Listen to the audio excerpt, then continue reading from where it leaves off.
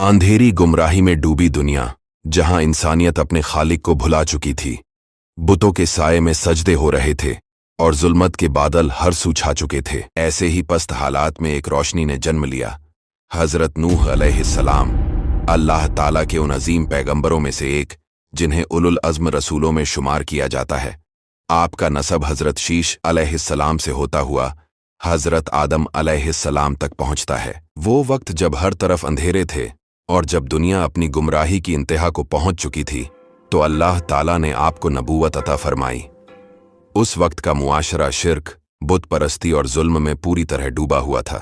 लोग अपने ही तराशे गए बुतों को खुदा मानते थे, उनके सामने झुकते थे और हक को फरामोश कर चुके थे। हजरत नूह अलैहिस्सलाम ने 950 साल तक मुसलसल अपनी कौम को अल्लाह की तरफ बुलाया, लेकिन इस तवील अरसे में भी उन पर ईमान लाने वालों की तादाद मुट्ठी भर रही।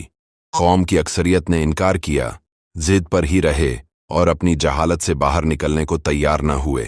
अब जरा तसव्वुर करें उस जमाने को। हजरत नूह जब 950 साल तक अपनी कौम को अल्लाह की तरफ बुलाते रहे, तो वो दौर कैसा होगा, उस दौर के लोग कैसे होंगे। मुफस्सिरीन कहते हैं कि उस दौर के इंसान आज के इंसानों से बिल्कुल मुख्तलिफ थे। बाज रिवायात के मुताबिक हजरत आदम का कद 60 हाथ यानी तकरीबन 90 फीट था और उनकी औलाद में भी कई नस्लों तक इसी का असर रहा।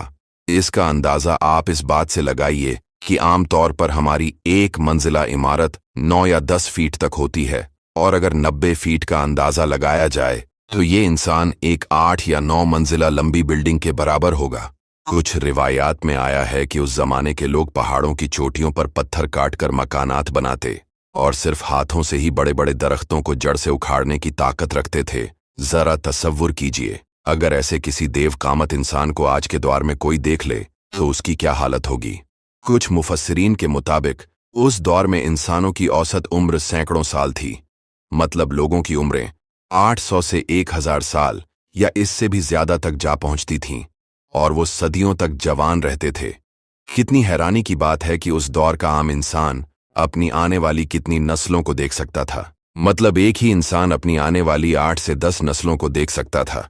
इसलिए अल्लाह ताला ने नूह को भी उसी दौर के मुताबिक तवील उम्र अता फरमाई, ताकि वो एक मुसलसल नस्ल को दावत देते रहें। जब हजरत नूह अलैहिस्सलाम ने देखा कि ये लोग बाज आने वाले नहीं, और अल्लाह ताला ने वहीं के जरिए आपको आगाह फरमा दिया कि अब इनमें से कोई भी ईमान नहीं लाएगा, तो अल्लाह ताला की तरफ से एक फैसला सादिर हुआ।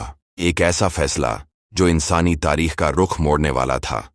अल्लाह ने हुक्म दिया कि हमारी निगरानी में एक कश्ती तैयार करो।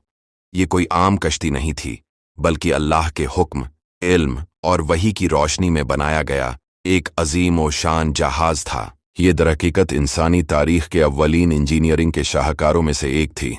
मुफस्सिरीन और रिवायात के मुताबिक इस कश्ती की तैयारी में तकरीबन 40 से 100 साल तक का वक्त लगा। इसका ढांचा निहायत मजबूत था, जो 3 मंजिलों पर मुश्तमिल था।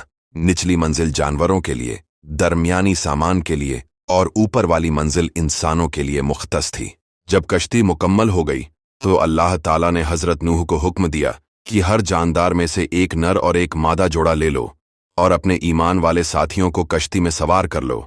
अल्लाह ताला के हुक्म के मुताबिक हजरत नूह ने कश्ती में हर जानदार का एक एक जोड़ा सवार किया और ईमान लाने वाले लोगों की एक मुख्तसर जमात को भी साथ लिया, जिनकी तादाद बाज रिवायात में 70 ता 80 इंसान बताई गई है। फिर वो वक्त आया जिसका वादा था।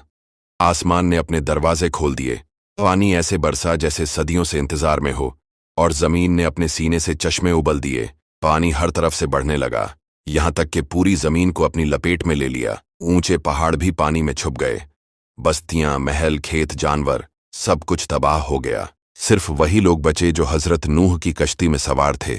मगर उन लम्हों में हजरत नूह की निगाहें एक चेहरा तलाश कर रही थीं, अपने बेटे कनान का। वो अब तक कश्ती पर सवार न हुआ था। एक बाप की बेकरारी और एक नबी की शफकत दोनों आपके लहजे में नुमायां थीं। आपने अपने बेटे को आवाज दी, ऐ मेरे बेटे, हमारे साथ सवार हो जा।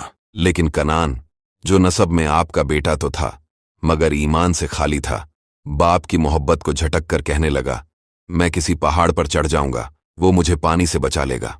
हजरत नूह ने तड़पते हुए जवाब दिया, आज अल्लाह के हुक्म से कोई नहीं बच सकता सिवाय उसके जिस पर अल्लाह रहम करे। और फिर पानी की मौज दोनों के दरमियान हाइल हो गई और वो भी डूबने वालों में हो गया। ये लम्हा हजरत नूह के लिए कयामत से कम न था। एक नबी जिसने 950 साल कौम को अल्लाह का पैगाम सुनाया, आज उसका अपना बेटा ईमान न लाने के सबब हलाक हो रहा था। लेकिन यही वो मुकाम था जहां अल्लाह ताला ने वाज़ेह फरमा दिया कि निजात का मयार रिश्तादारी नहीं बल्कि सिर्फ और सिर्फ ईमान है। फिर जब पूरी जमीन अल्लाह के अजाब में डूब चुकी, कुफ्र, शिर्क, जुल्म और नाफरमानी का नाम और निशान मिट चुका, तो अल्लाह ताला के हुक्म से पानी रुक गया और खुश्क होना शुरू हो गया। कुछ रिवायात के मुताबिक ये कश्ती तकरीबन 6 माह तक पानी में रही, यहाँ तक कि कश्ती को अल्लाह के हुक्म से एक पहाड़ की चोटी पर टिका दिया गया। ये कश्ती आज भी दुनिया भर के माहिरीन के लिए तहकीक का मौजू बनी हुई है। 1950 में टर्की के इलाके डोगुबेयाजिड के करीब जोडी नाम के पहाड़ के मुकाम पर एक कश्ती नुमा ढांचा दरियाफ्त हुआ, जिसकी साख्त, जिसामत और मुकाम नूह अलैहिस्सलाम की कश्ती से गैर मामूली हद तक ममासिलत रखती है। टर्किश हुकूमत ने इस जगह को बाकायदा एक तारीखी मुकाम करार दिया। इस पर अभी भी रिसर्च जारी है और बहुत से अंग्रेज साइंटिस्ट भी इस पर बड़ी दिलचस्पी और मेहनत से रिसर्च कर रहे हैं, क्योंकि नूह अलैहिस्सलाम का वाक़या सिर्फ हमारी किताबों में ही नहीं बल्कि अंग्रेज़ों और यहूदियों की किताबों में भी मौजूद है। आज की वीडियो में इतना ही।